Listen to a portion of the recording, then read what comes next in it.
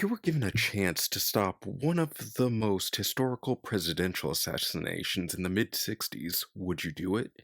Not knowing the ripple effect it may cause for the people's future. A 35-year-old named Jake Epping, who is a GED English teacher that resides in Lisbon Falls, Maine, is the man given such a chance. How would this change his own world around him?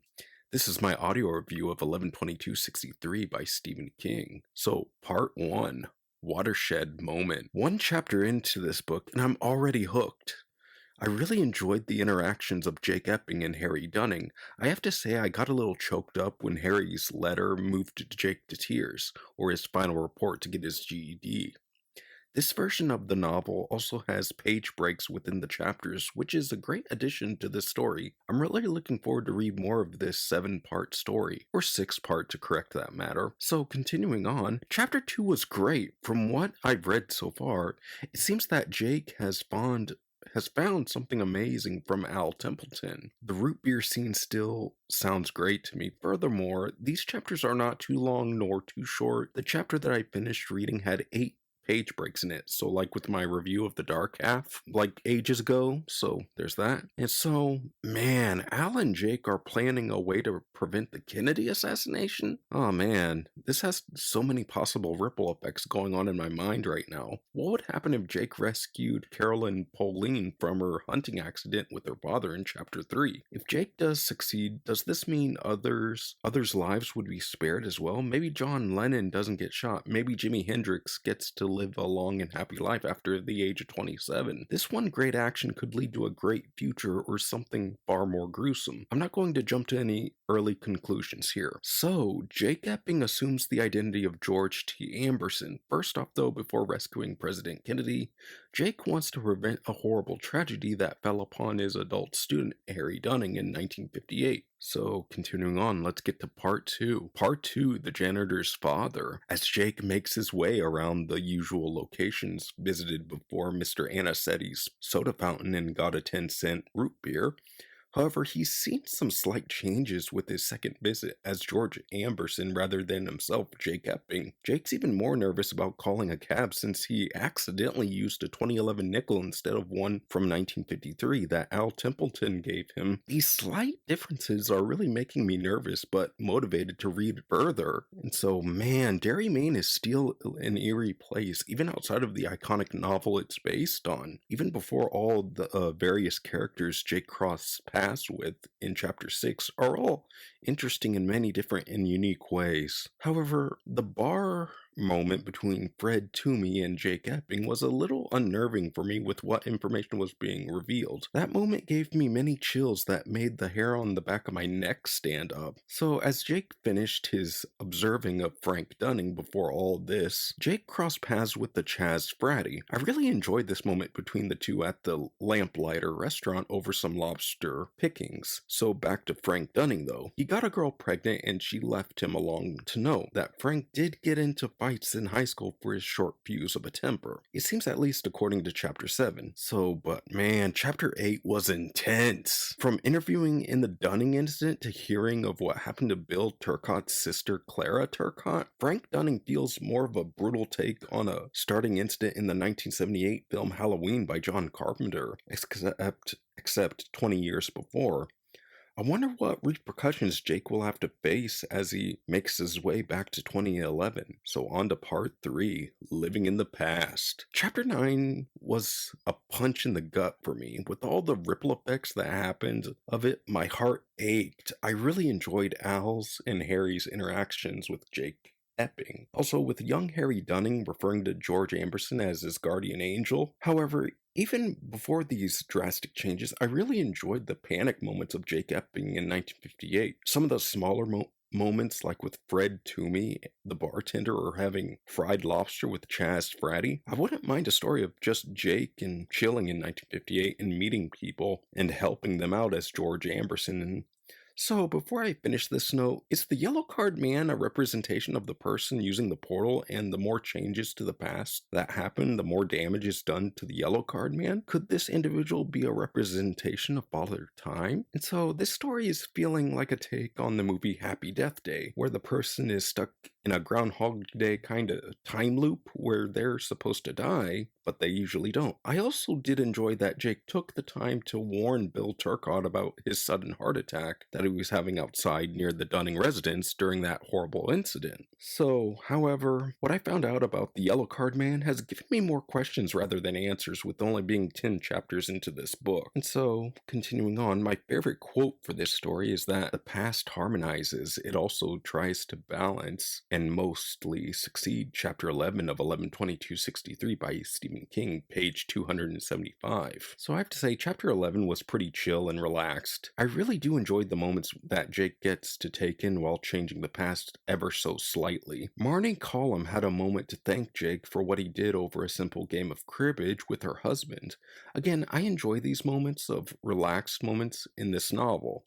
The sudden way strangers become great friends over learning a simple new game while also saving a little girl from a terrible hunting accident. And so, continuing on, chapter 12 was really well layered, with details with Mimi Concoran trying to convince her colleague and principal of Jody Texas High School. Mimi tries to convince Deke Simmons that George Amberson should be a full-time teacher because during this time he's a substitute for the DCHS. I don't remember what it actually stands for, but it's something long. So, again, should be a full-time teacher in Jody, Texas. Jake had other plans, though, to return back to the eerie and chaotic towns of Greensville and Avenue, Texas.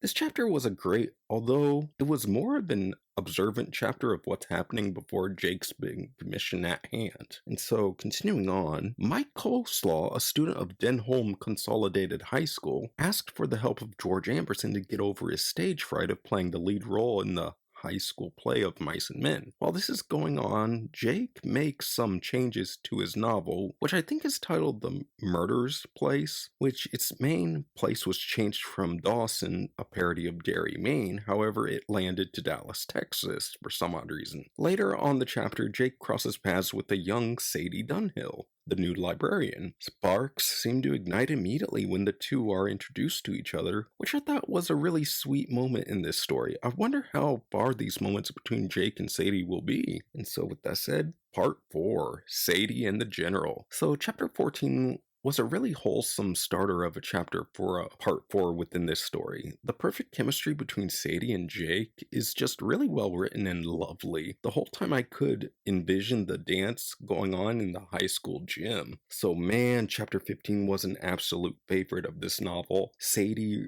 revealing more about her ex-husband Johnny Clayton, but it was just so sweet and hilarious to finally give their all when it comes to more intimate romance. All starting with just stepping into some pound cake by George first, then Sadie next. I really do hope Jake can confide in Sadie of where he's truly from. Also, the pickup wreck really caught me off guard as well. And so, chapter 16 was an enjoyable read, bringing in the new year of 1962, just another year that Jake has to fulfill his mission. However, Sadie seems very appalled at the very music he was listening to. Jake was so caught up in the celebration that he didn't know that singing a song that was 7 or 8 years before its official release. I don't blame Sadie for grilling Jake for more information about where it came from. I also have a high feeling that Johnny Clayton will try to sweet talk his way back into Sadie's good graces. Hopefully George will have some way to prevent this and protect Sadie from Johnny Clayton. And so it looks like some of Jake's students are moving on to their futures. Mike Coleslaw wants to study theater in college, but before all that, it was really touchy seeing Mike and Bobby Jill Allnut give Jake a nice fountain pen with the letters GA, George Amberson. However, Jake had to make haste with his plan to prevent the Kennedy assassination. However, before all this, there's still a lingering question in my mind after reading chapter 17.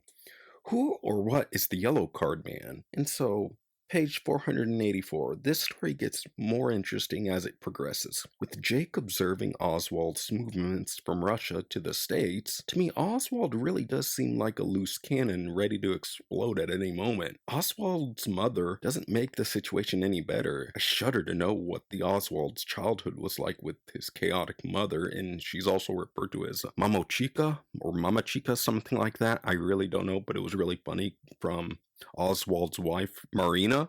So she was a pretty funny character too. And so it seems that the Oswald family is going someplace. I just don't know where. The later half of chapter 19 was just both interesting and brutal at the same time.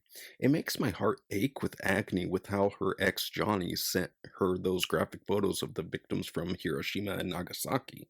It's bone chilling to see the moments before a historical event like the Cuban Missile Crisis or a 13-day moment in the Cold War play out. The bar scene where people were watching the Kennedy speech, though, really drew me in. I also love the fact that these chapters aren't too long or too short, with also including numbered chaptered page breaks with the copy of The Dark Half that I reviewed on this channel. So I'll definitely leave a link to that on the top right of this audio review. And so, continuing on, 1963 has finally rolled in, and Jake and Sadie seem to be on better terms with their friends, Ellie Doherty and Deke Simmons.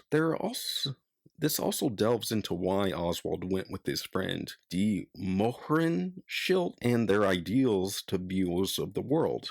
Right now, I'm more focused on Jake's mission on what's going to be the ripple effect on the world if he succeeds. And so, as the Oswalds become upstairs neighbors with Jake, our protagonist just seems as nervous as ever. Purchasing the same type of gun he did in Derry cost $12 altogether with a box of bullets to go with it. Chapter 21 had its moments of tension and relaxation, but I have to say the alley scene where Jake saw Lee Oswald's back with a camera in hand sent chills down my spine. And so, man, this chapter was an intense finale for part 4 of this book. The trauma Sadie had to go through was absolutely horrifying to me.